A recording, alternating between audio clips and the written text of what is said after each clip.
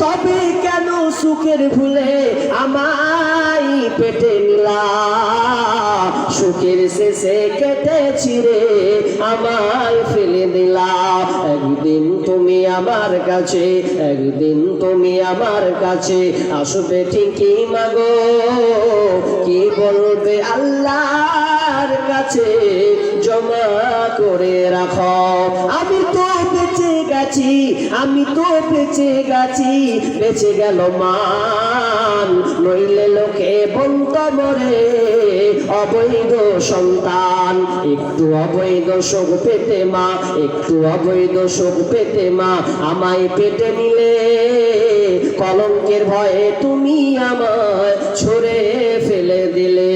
তোমার মা করতো যদি তোমার সাথে এমন, বসতে মাগো সেদিন তুমি মৃত্যুর যন্ত্রণা কেমন। আর এই কারণে এগুলো কেন হচ্ছে?